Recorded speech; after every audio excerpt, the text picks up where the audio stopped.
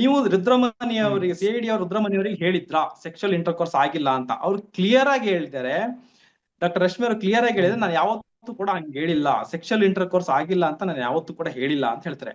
ಇವರಿಗೆ 2 finger test ಅಂತ ಹೇಳಿದ್ರೆ ಏನಂತಾನೆ ಅರ್ಥ ಆಗಲ್ಲ. 2 ಫಿಂಗರ್ ಟೆಸ್ಟ್ ಅಂತ ಹೇಳಿದ್ರೆ ಸೆಕ್ಷುವಲ್ ಇಂಟರ್ಕೋರ್ಸ್ ಆಗಿಲ್ಲ ಅಂತಲ್ಲ. ಇವನ್ ಡೆಡ್ ಬಾಡಿನಲ್ಲಿ 2 ಫಿಂಗರ್ಸ್ ಟೆಸ್ಟ್ ಎಷ್ಟು ವ್ಯಾಲಿಡ್ ನನಗೆ ಗೊತ್ತಿಲ್ಲ. ಹೇಳ್ಬೇಕು ಅಂದ್ರೆ ಸೆಕ್ಷುವಲ್ ಇಂಟರ್ಕೋರ್ಸ್ ಆಗಿದೆ ಅಂತ ಹೇಳ್ಬೋದು, ಬಿಟ್ರೆ ಆಗಿಲ್ಲ ಅಂತ ಹೇಳಿ.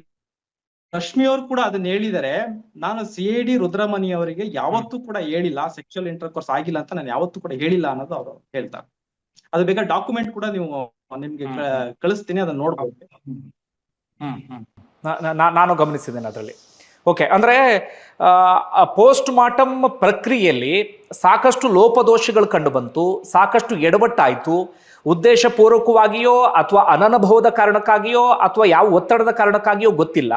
ಒಟ್ಟಾರೆಗೆ ಆ ಪ್ರಕ್ರಿಯೆ ಸರಿಯಾದ ರೀತಿಯಲ್ಲಿ ನಡೆದಿದ್ರೆ, ನೀವು ಗಮನಿಸಿದ ಹಾಗೆ ಆಕೆಯ ದೇಹದೊಳಗಿದ್ದಂಥ ಫುಡ್ ಯಾವುದು ಅದನ್ನು ಪತ್ತೆ ಹಚ್ಚಿದ್ರೆ, ಜೊತೆಗೆ ವಜನಲ್ ಸ್ವಾಬ್ ಅನ್ನ ನೀಟಾದ ರೀತಿಯಲ್ಲಿ ಕಳಿಸ್ಕೊಟ್ಟಿದ್ರೆ, ನಿಜವಾದಂಥ ಆರೋಪಿ ತಪ್ಪಿಸ್ಕೊಳ್ಳೋದಕ್ಕೆ ಸಾಧ್ಯವೇ ಇರಲಿಲ್ಲ.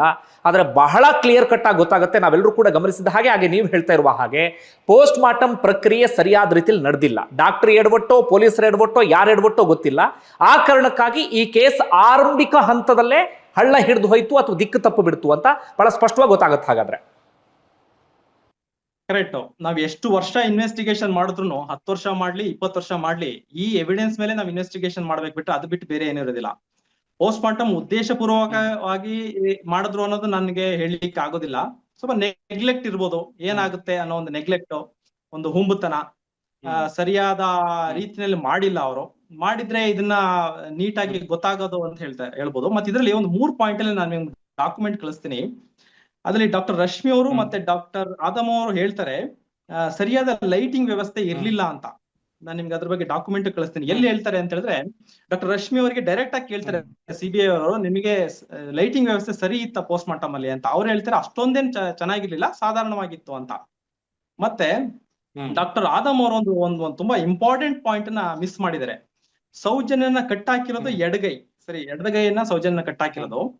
ಬಟ್ ಸೌಜನ್ಯನ ಬಲಗೈಯಲ್ಲಿ ಒಂದು ಸರ್ಕ್ಯುಲರ್ ಮಾರ್ಕ್ ಇದೆ, ಕಟ್ಟಾಕಿರೋ ಮಾರ್ಕ್ ಇದೆ, ಡೀಪ್ ಕನ್ಫ್ಯೂಷನ್. ಅದ್ರದ್ದು ಕೂಡ ನಿಮ್ ಡಾಕ್ಯುಮೆಂಟ್ ಕಳಿಸ್ತೀನಿ, ಅದನ್ನ ಬೇಕಾದ್ರೆ ನೀವು ನೋಡ್ಬೋದು. ಡೀಪ್ ಕನ್ಫ್ಯೂಷನ್ ಮಾರ್ಕ್, ಸೌಜನ್ಯನ ಬಲಗೈನಲ್ಲಿ ಕಟ್ ಹಾಕಿರೋ ಮಾರ್ಕ್ ಎಲ್ಲಿಂದ ಬಂತು ಅಂತ. ಮತ್ತೆ ಆ ಮಾರ್ಕ್ ನ ಪೋಸ್ಟ್ ಮಾರ್ಟಮ್ ಅಲ್ಲಿ ಅವ್ರು ಮೆನ್ಷನ್ ಮಾಡಿಲ್ಲ.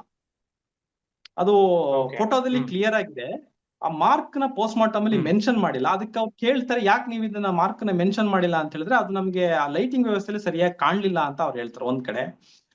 ಇನ್ನೊಂದ್ ಕಡೆ ಹೇಳ್ತಾರೆ, ಸ್ಮಾಲ್ ಇಂಟೆಸ್ಟೈನ್ ಅಲ್ಲಿ ಸೆಮಿ ಡೈಜೆಸ್ಟೆಡ್ ಫುಡ್ ಹೇಗಿರುತ್ತೆ ಅಂತ. ಈಗ ಸಾಧಾರಣ ಒಬ್ಬ ಮನುಷ್ಯ ತಿಂದಾದ್ಮೇಲೆ 2 ರಿಂದ 4 ಗಂಟೆ ಆದ್ಮೇಲೆ ಜಠರದಿಂದ ಸ್ಮಾಲ್ ಇಂಟೆಸ್ಟೈನಿಗೆ ಹೋಗುತ್ತೆ. ಸ್ಮಾಲ್ ಇಂಟೆಸ್ಟೈನಿಗೆ ಹೋದವಾಗ ಆಲ್ಮೋಸ್ಟ್ ಅದು ಮ್ಯೂಕಾಯ್ಡ್ ಇರುತ್ತೆ, ಅದರಲ್ಲಿ ಬೈಲ್ ಪಿಗ್ಮೆಂಟ್ ಮಿಕ್ಸ್ ಆಗ್ಬಿಟ್ಟು ಅಲ್ಲಿ ಸೆಮಿ ಡೈಜೆಸ್ಟೆಡ್ ಫುಡ್ ಇರೋ ಚಾನ್ಸಸ್ ಸ್ವಲ್ಪ ಕಮ್ಮಿ ಇರುತ್ತೆ. ಅದನ್ನ ಕೇಳಿದಾಗ ಅವ್ರೇನ್ ಹೇಳ್ತಾರೆ, ನಮ್ಗೆ ಆ ಲೈಟಿಂಗ್ ವ್ಯವಸ್ಥೆ ಸರಿ ಇಲ್ದೇ ಇರೋದ್ರಿಂದ ಆ ಲೈಟಿಂಗ್ ವ್ಯವಸ್ಥೆಯಲ್ಲಿ ನಮ್ಗೆ ಆತರ ಕಾಣ್ತು ಅಂತ ಹೇಳ್ತಾರೆ.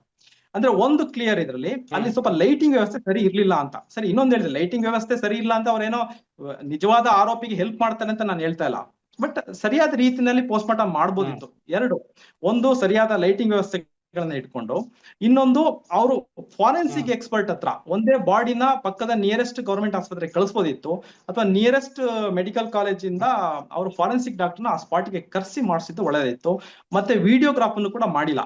ತುಂಬಾ ಸೆನ್ಸಿಟಿವ್ ಕೇಸ್, ಅದರಲ್ಲಿ ವಿಡಿಯೋಗ್ರಾಫ್ ಮಾಡಿದ್ರೆ ಆ ವಿಡಿಯೋನ ನೋಡಿ ಅನದರ್ ಫಾರೆನ್ಸಿಕ್ ಎಕ್ಸ್ಪರ್ಟ್ ಹೇಳ್ಬೋದು ಅಲ್ಲಿ ಏನೇನ್ ಫೈಂಡಿಂಗ್ಸ್ ಗಳು ಇದೆ ಅಂತ ಹೇಳ್ಬಿಟ್ಟು ಹೇಳ್ಬೋದು. ವಿಡಿಯೋಗ್ರಾಫ್ ಕೂಡ ಮಾಡಿಲ್ಲ ಅವರು. ಓಕೆ, ಒಂದು ಬಹಳ ಪ್ರಮುಖವಾದಂತ ಪ್ರಶ್ನೆ, ಈ ಪೋಸ್ಟ್ ಮಾರ್ಟಮ್ ಆ ಪ್ರಕ್ರಿಯೆಯಲ್ಲಿ ಒಬ್ಬರಿಗಿಂತ ಹೆಚ್ಚು ಮಂದಿಯಿಂದ ಆ ಕೃತ್ಯ ನಡೀತಾ ಅಂತ ಕಂಡು ಹಿಡಿಬಹುದಾ ಅನ್ನೋದು ಒಂದು ಪ್ರಶ್ನೆ.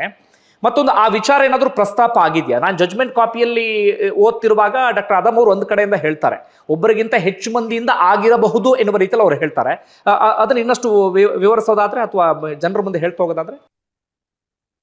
ಪೋಸ್ಟ್ ಮಾರ್ಟಮ್ ಡೈರೆಕ್ಟ್ ಆಗಿ ವಿಸಿಬಲ್ ಬಾಡಿ ನೋಡ್ಬಿಟ್ಟು ಹೇಳಕ್ ಆಗಲ್ಲ, ಒಬ್ಬರಿಂದ ಆಗಿದೆ, ಇಬ್ಬರಿಂದ ಆಗಿದೆ, ಎಷ್ಟು ಜನರದ ಆಗಿದೆ ಅಂತ. ಬಟ್ DNA ಕಲೆಕ್ಟ್ ಮಾಡಿ ಹೇಳ್ಬೋದು, ಅದ್ರಲ್ಲಿ ಎಷ್ಟು ಜನರ DNA ಕಲೆಕ್ಟ್ ಆಗಿದೆ ಅಂತ ಅದ್ರ ಮೇಲೆ ಹೇಳ್ಬೋದು. ನೋಡ್ಬಿಟ್ಟು ಡೈರೆಕ್ಟ್ ಆಗಿ ಹೇಳಕ್ಕಾಗಲ್ಲ. ಮತ್ತೆ ಇದ್ರಲ್ಲಿ ನನ್ನ ಅನುಮಾನ ಒಬ್ಬರಿಗಿಂತ ಜಾಸ್ತಿ ಇರ್ಬೋದು ಅಂತ. ಸೊ ಪೋಸ್ಟ್ ಮಾರ್ಟಮ್ ಇಂದ DNA ಇಂದ ಪತ್ತೆ ಹಿಡಿಬಹುದು ಬಿಟ್ರೆ ಪೋಸ್ಟ್ ಮಾರ್ಟಮ್ ಇಂದನೇ ಡೈರೆಕ್ಟ್ ಆಗಿ ಒಬ್ರು ಮಾಡಿದಾರೆ ಇಬ್ರು ಮಾಡಿದಾರೆ ಅಂತ ಹೇಳಲಿಕ್ಕೆ ಆಗೋದಿಲ್ಲ. ಇಂಜುರಿ ಒಬ್ಬನು ಮಾಡ್ಬೋದು, ಒಬ್ಬನಿಗೆ ಮಾಡಕ್ಕೂ ಸಾಧ್ಯತೆ ಇದೆ, ಬಾಡಿ ಮೇಲೆ ಇಬ್ಬರಿಗೆ ಮಾಡೋ ಸಾಧ್ಯತೆನೂ ಇದೆ. ಓಕೆ ಓಕೆ ಓಕೆ ಅದು ಕ್ಲಿಯರ್ ಸರ್. ಈಗ ಮುಂದಿನ ಹಂತಕ್ಕೆ ಹೋಗೋಣ. ಈ ಪೋಸ್ಟ್ ಮಾರ್ಟಮ್ ಬಗ್ಗೆ ಸಾಕಷ್ಟು ವಿಚಾರಗಳನ್ನು ಹೇಳಿದ್ರಿ. ಈಗ ಸೌಜನ್ಯ ಉಗುರಿಗೆ ಸಂಬಂಧಪಟ್ಟ ಹಾಗೆ ಬಹಳ ಚರ್ಚೆ ಆಗ್ತಿರೋದು ಆ ವಿಚಾರವೇ. ಸೌಜನ್ಯ ಉಗುರಿನಲ್ಲಿ ಏನೇನೂ ಕೂಡ ಪತ್ತೆಯಾಗಿಲ್ಲ ಅಂತ ಹೇಳಿ. ಹಾಗೆ ಮುಂದುವರೆದ ಇನ್ನೊಂದು ವಿಚಾರ, ಸಂತೋಷ್ ರಾವ್ ಅಥವಾ ಆ ಪ್ಲೇಸ್ ನಲ್ಲಿ ಯಾವ ಆರೋಪಿ ಇದ್ರು ಗೊತ್ತಿಲ್ಲ, ಅವರು ಶರ್ಟ್ ಅನ್ನ ಹಾಕೊಂಡಂತ ಸಂದರ್ಭದಲ್ಲಿ ಆ ಶರ್ಟಿನ ಇದಾದ್ರೂ ಉಗುರಲ್ಲಿ ಪತ್ತೆ ಆಗ್ಬೇಕಿತ್ತು, ಅದು ಯಾವುದು ಕೂಡ ಪತ್ತೆ ಆಗಿಲ್ಲ ಅನ್ನೋ ರೀತಿಯಲ್ಲಿ ಆ ಉಗುರಿಗೆ ಸಂಬಂಧಪಟ್ಟಾಗ ಏನ್ ಹೇಳ್ತೀರಿ ನೀವು? ಸೌಜನ್ಯ ಉಗುರಿನಲ್ಲಿ ಬೇರೆ ಯಾವ್ದು DNA ಪತ್ತೆ ಆಗಿಲ್ಲ. ಇದರಲ್ಲಿ ಸ್ವಲ್ಪ ಕನ್ಫ್ಲಿಕ್ಟಿಂಗ್ ಇದೆ. ಒಂದು, ಸಂತೋಷ್ ರಾವ್ ಮೈ ಮೇಲೆ ಗಾಯಗಳಿದೆ ಉಗುರಿನ ಪರಿಚಿದ್ದು ಅಂತ ಹೇಳ್ತಾರೆ. ಮತ್ತೆ ಇನ್ನೊಂದ್ ಕಡೆ ಹೇಳ್ತಾರೆ ಸೌಜನ್ಯ ಕೈಯಲ್ಲಿ ಉಗುರೇ ಜಾಸ್ತಿ ಇರ್ಲಿಲ್ಲ, ಅವಳಿಗೆ ಹಂಗಾಗ್ಬಿಟ್ಟು ನಮ್ಗೆ ನೈಟ್ ಕ್ಲಿಪ್ಪಿಂಗ್ ಸರಿಯಾಗಿ ತೆಗಿಯಕ್ ಆಗ್ಲಿಲ್ಲ, ಅದ್ರಲ್ಲಿ DNA ಪತ್ತೆ ಆಗಿಲ್ಲ ಅಂತ ಹೇಳ್ತಾರೆ. ಅದಕ್ಕೊಂದಕ್ಕೆ ಮ್ಯಾಚ್ ಆಗೋದಿಲ್ಲ.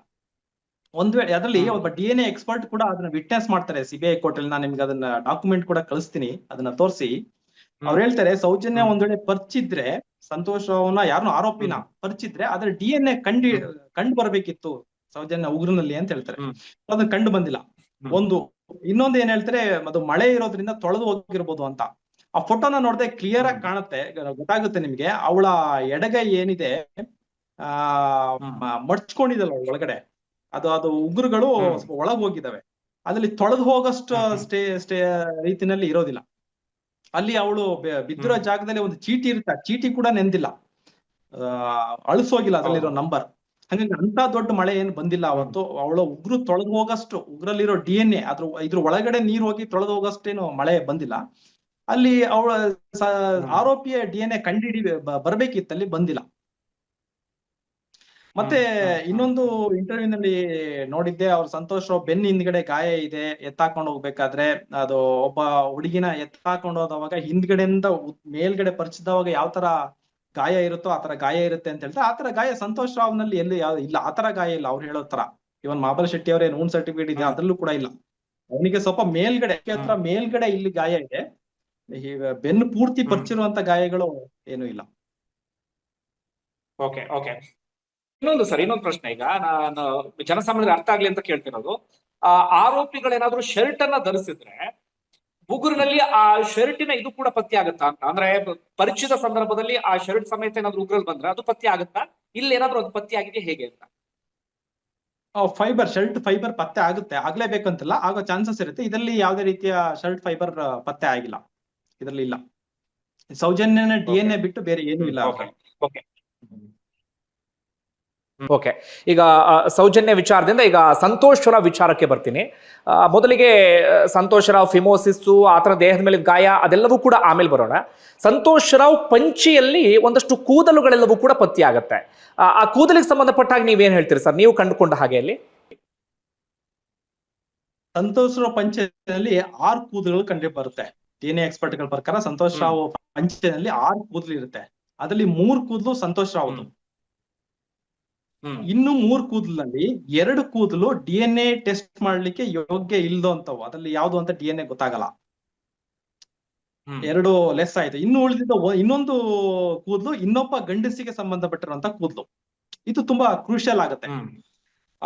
ಯಾಕಂದ್ರೆ ಇವ್ರು ಹೇಳ್ತಾ ಇರೋದು ಸಂತೋಷ್ ರಾವ್ ಬ್ಯಾಗ್ ಅಲ್ಲಿ ಸಿಕ್ತು, ಅಲ್ಲಿ ಸಂತೋಷ್ ರಾವ್ ಬಿಟ್ಟು ಬೇರೆ ಯಾವ ಗಂಡಸಿಂದ ಕೂದಲುಗಳು ಇನ್ನೊಬ್ಬ ಗಂಡಸಿಂದ ಯಾವ್ದಿದೆ ಅಂತ. ಅದರಿಂದ ಏನ್ ಗೊತ್ತಿಲ್ಲ. ಅದ್ ಯಾರ್ದು ಅಂತ ಗೊತ್ತಾದ್ರೆ ಅದ್ರ ಬಗ್ಗೆ ಎಕ್ಸ್ಪ್ಲನೇಷನ್ ಕೊಡ್ಬೋದು, ಯಾರ್ದು ಅಂತ ಗೊತ್ತಾಗದೆ ಹೇಳಕ್ ಆಗಲ್ಲ.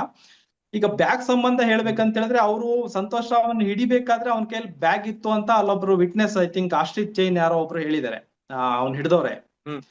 ಬಟ್ ಅದೇ ಬ್ಯಾಗು ಡಾಕ್ಟರ್ ಭಾಸ್ಕರ್ ಅವ್ರು ಹೇಳ್ತಾರೆ, ಸೌಜನ್ಯ ಏನು ಬಾಡಿ ಸಿಕ್ತು ಅದರಿಂದ ಬರೀ 50 ಅಡಿ ದೂರಿನಲ್ಲಿ. ನನಗೆ ಇದೆಲ್ಲ